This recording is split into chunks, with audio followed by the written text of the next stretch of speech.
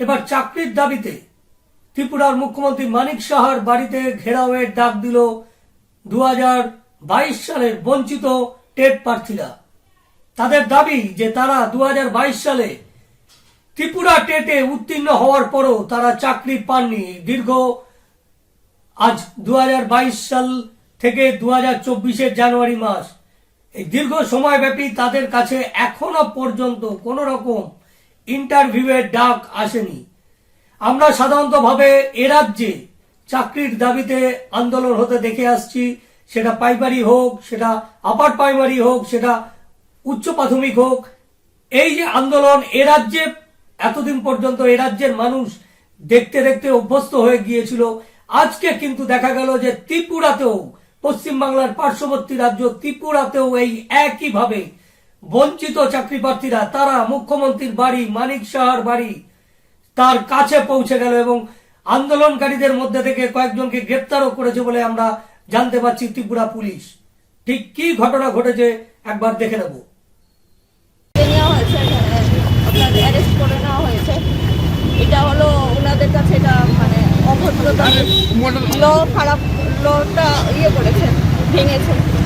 যাই হোক, অনেক জায়গাতেই শুনি অনেক ল ভাঙে, অনেক মানে খারাপ কাজ হয়, তখন জানি কোথায় থাকে।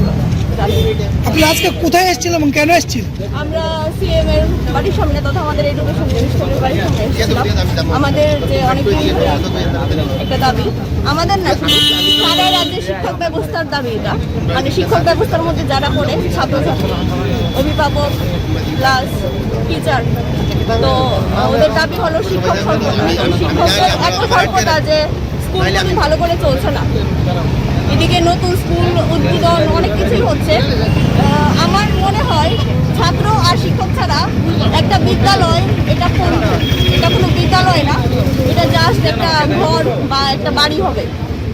তো শিক্ষক স্বল্পতা যেটা অনেক দিনের সমস্যা, সেটা দূরীকরণের জন্য আমাদের মনে হয়, সবারই মনে হয়, আমাদের না শুধু, আমাদের ছাত্রছাত্রীদের, অভিভাবকদের সবারই পক্ষ থেকে আমি বলছি যে এটা শিক্ষক স্বল্পতা দূরীকরণের জন্য এই যে আমরা 361 জন পাশ করেছি এই এত মডেল কোশ্চেন পেপারে, যেখানে 38,000 প্রায় পরীক্ষা দিয়েছে।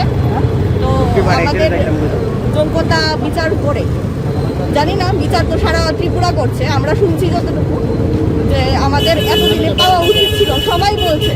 আর এই সমস্যার মধ্যে আরো আগেই পাওয়া দরকার ছিল। এখনো আমরা বলছি যে আমাদের অভিভাবক, আমাদের শিক্ষামন্ত্রী, আমাদের মুখ্যমন্ত্রী উনি কী ভাবছেন, আমাদের নিয়ে কী ভাবছেন, জাস্ট আমাদের এটা বলার জন্য। আমরা তো জানতে পারছি না ওনার মনের কথা, উনি পজিটিভ নেগেটিভ যাই ভাবছেন, চুপ করে থাকলে তো কারোর মনের কথা বলা যায় না। তো এটা কি ভাবছেন, ওনার বক্তব্যটা জাস্ট আমরা শুনতে চাই, তাহলে আমরা বুঝতে পারবো যে আমাদের নিয়োগ হবে কি হবে না। যাই হোক, যেটাই দাবি হলো সবাইকে একসঙ্গে নেওয়া। 361 জনের মধ্যে আপনি কাকে বাদ দেবেন? এর মধ্যে এমনও আছে যারা টেট 1 টেট 2 দুইটাই পাশ করেছে, তো একজন তো দুইটা চাকরি করতে পারবে না। তো এইখানের মধ্যে আবার কি হবে, যেটা 361 জনের মধ্যে আরো অনেক কমে যাবে। এরপরে আরো যারা অনেকে জেআরবিটি পেয়ে গেছে ওরা বাদ যাবে। এরপরে আরো অনেক কারণে হয়তো বা ভেরিফিকেশনের প্রবলেম, সব তো থাকবে না, 361 থাকবে না। এরপরে আর কি বাদ দেবেন আপনারা? এখানে বাদ দেওয়ার মতো কিছু নয় আমার মনে হয়। হ্যাঁ, একত্রিত হয়েছি, তারাও পেয়েছি, গ্রেফতারও হয়েছে আমাদের মধ্যে, সবই হচ্ছে, দেখাই এটাই। পুলিশ কি করেছে আপনাদের সঙ্গে? পুলিশ এই যে বলেছে আর কি যে থানায় নিয়ে গেছে, আর আমাদের সামনে কয়েকজন একদম খুব জোর করে আমাদের একদিকে শূন্যপদ পূরণ করছে, অন্যদিকে শিক্ষক স্বল্পতা। আদৌ কি শিক্ষা ব্যবস্থা ভালো চলছে? সেটা আমরা ত্রিপুরাবাসী সবাই জানে কি চলছে। শিক্ষক স্বল্পতার জন্য কিরকম চলছে ত্রিপুরার শিক্ষা ব্যবস্থা, এটা সবারই জানা, এটা আমার আলাদা করে বলা হচ্ছে। রাস্তায় নেমে আন্দোলন করছে টিচারের জন্য, স্টুডেন্টরা আন্দোলন করছে টিচারের জন্য, আমরা পাশ করে বসে রয়েছি টিচারের জন্য, চাকরির জন্য। সেই জায়গায় শিক্ষা ব্যবস্থাটা কেমন চলছে সেটা সবাই বুঝতে পারছে।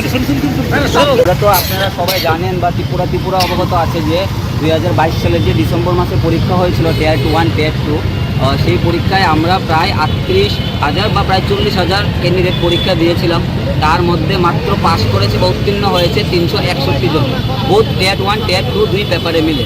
তো আজকে আমরা এখানে এসেছি যে ত্রিপুরা সরকার বা মাননীয় শিক্ষামন্ত্রী বা মুখ্যমন্ত্রী মহোদয়ের কাছে আমাদের যেন 361 জনকে একসাথে নিয়োগ করা হয়। তার কারণ হচ্ছে যে আমরা 1 বছর যাবৎ বসে আছি পাস করে, তো এটা তো একটা কারণ রয়েছেই, কিন্তু আরও কারণ হচ্ছে যে প্রত্যেক দিন Tripura news paper, social media বা নিউজ চ্যানেলগুলি দেখলেই দেখা যাচ্ছে যে প্রত্যেক দিন ত্রিপুরার কোথাও না কোথাও শিক্ষক স্বল্পতার জন্য বিদ্যালয় থেকে স্টুডেন্টরা, ছাত্রছাত্রীরা এবং অভিভাবকরা রাস্তা অবরোধ করছে। তার কারণ হচ্ছে ত্রিপুরার অনেক বিদ্যালয় এরকম আছে যেখানে শিক্ষক স্বল্পতা এতটাই রয়েছে যে শিক্ষার মান আদৌ কি ভালো হচ্ছে এটা সবার জানা আছে। তো তাদের স্বার্থে আর ত্রিপুরা সরকার চেষ্টা করে যাচ্ছে যে ত্রিপুরার শিক্ষা ব্যবস্থার মান উন্নয়ন করার জন্য। আমরা দেখতে পাচ্ছি যে মাননীয় শিক্ষামন্ত্রী কিছুদিন আগেও দেখতে পেলাম যে এই শেখেরপুর না কোথাও সূর্যমণিনগর স্কুলে অনেক ভালো একটা পরিকাঠামো গঠন করেছে। আর তারপর ত্রিপুরা আরও, যেমন আপনারা জানেন, ত্রিপুরা 100টার মতো বিদ্যাজ্যোতি স্কিমের স্কুল আছে। ওইগুলি করার কী উদ্দেশ্য? ত্রিপুরা সরকারের একটি উদ্দেশ্য যে যেন শিক্ষার মানকে আমাদের আরও অনেক উন্নত স্তরে নিয়ে যাওয়া যায়। কিন্তু শিক্ষার মান উন্নত স্তরে নিয়ে যেতে হলে একমাত্র দরকার শিক্ষক, কারণ আমরা জানি শিক্ষক হচ্ছে একটা সমাজের মেরুদণ্ড। তো যেখানে ত্রিপুরা বিদ্যালয়গুলি শিক্ষক স্বল্পতায় ভুগছে, যেখানে শিক্ষক নেই, তাহলে স্কুলে বিল্ডিং দিয়ে কী হবে যদি সেখানে পড়ানোর মতো শিক্ষকই না থাকে? ছাত্র আছে, বিল্ডিং আছে, পরিকাঠামো আছে, সব কিছু আছে, সব ব্যবস্থা ত্রিপুরা সরকার আমাদের জন্য করেছে, কিন্তু যেইটা সবচেয়ে মেন সেটাই নেই, শিক্ষক স্বল্পতা। শিক্ষক নেই আর শিক্ষক স্বল্পতায় স্কুলগুলি ভুগছে। তাই ত্রিপুরার প্রত্যেকটা স্কুল থেকে, প্রত্যেকটা ছাত্রছাত্রীদের পক্ষ থেকে এবং প্রত্যেকটা অভিভাবকের পক্ষ থেকে এবং আমাদের টেট কোয়ালিফাইড সবার পক্ষ থেকে আমাদের মাননীয় মুখ্যমন্ত্রী তথা মাননীয় শিক্ষামন্ত্রী স্যারের কাছে আমাদের একটাই বিনম্র অনুরোধ বা প্রার্থনা, যেন ত্রিপুরা শিক্ষা ব্যবস্থার উন্নয়নের স্বার্থে এবং ত্রিপুরার শিক্ষক স্বল্পতা দূরীকরণের স্বার্থে আমাদের যে 2022 সালে 361 জন টেট কোয়ালিফাইড ক্যান্ডিডেট আছে তাদেরকে অতি সত্বর নিয়োগ করা হবে। অনেকবার তো আপনারা আসছেন। হ্যাঁ, আমরা অনেকবার শিক্ষামন্ত্রী স্যারের সাথে দেখা করার চেষ্টা করেছি, অনেকবার অ্যাপয়েন্টমেন্ট নেওয়ার চেষ্টা করেছি।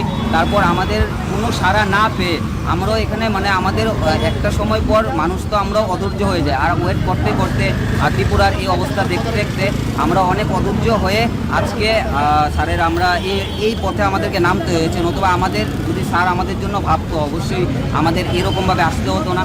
আর আরও অনেকবার চেষ্টা করছি, তারপর স্যার আমাদের কোনো সাড়া দেয়নি, তাই আজকে আমরা এখানে জড়ো হয়েছি। পুলিশের ভূমিকা নিয়ে কি বলবেন?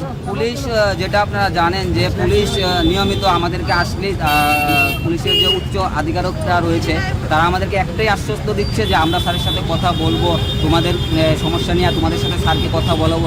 এরকম শুধু 1-2 বার নয়, অনেকবার হয়েছে। তো বারবার আসলে তারা আমাদেরকে এটা বলে আমাদেরকে তারা ওর উপরে দাঁড়িয়ে বের করে দেয়। এবং আজকে কী হয়েছে, আমাদের ফ্ল্যাক্সও ছিঁড়ে গেছে ওই টানা ইস্যুর মধ্যে।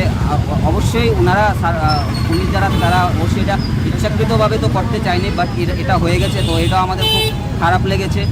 আর আমাদের 2 জন বড় দাদা আছে, ওনাদেরকে গ্রেপ্তার করে নিয়ে গেছে। তো আমরা পুলিশ প্রশাসনের কাছে এটাই চাইছি যে ওনাদেরকে যেন এখনই ছেড়ে দেওয়া হয়, তাহলে আমরা এখান থেকে চলে যাবো। আপনাকে আর আসবেন না? আর আসবো না, আসলে এখন দেখি স্যার, শিক্ষামন্ত্রী স্যার বা মাননীয় মুখ্যমন্ত্রী স্যার আমাদের ব্যাপারটা নিয়ে ভাবেন না কি করেন, তারপরে দেখা যাক যে আর কি করা যাবে বা হবে, এটা পরে সিদ্ধান্ত নেওয়া হবে। এখন আমরা একটাই চাই যে আমাদের যে 2 জন দাদাকে নিয়ে গেছেন পুলিশ যেন তাদেরকে অতি সত্বর এখানে ছেড়ে দেওয়া।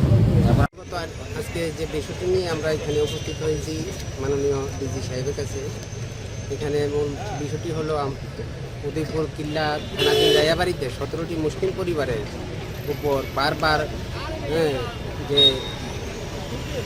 হামলা সংঘটিত হচ্ছে এবং বসত ঘর পুড়িয়ে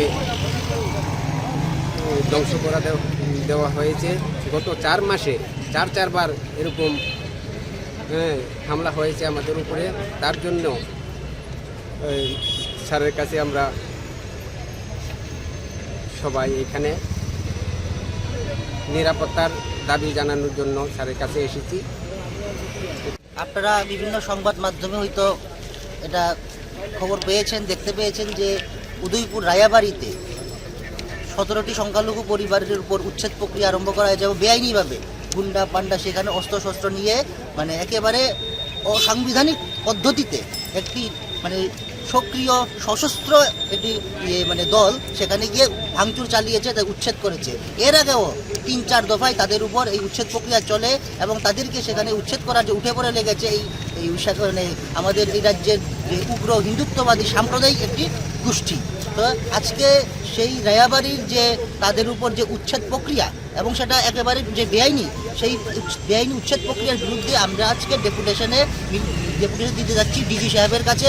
এবং আজকে আমাদের মধ্যে উপস্থিত আছেন সেই উদয়পুর রায়াবাড়ির ভিকটিম পরিবারের সেই শাহজাহান মিয়া, উনি আপনাদের সামনে বিস্তারিত তুলে ধরবেন কীভাবে তাদের উপর এই অমানবিক অত্যাচার চলছে। আপনারা কটা সংগঠন মূল আজকে এখানে?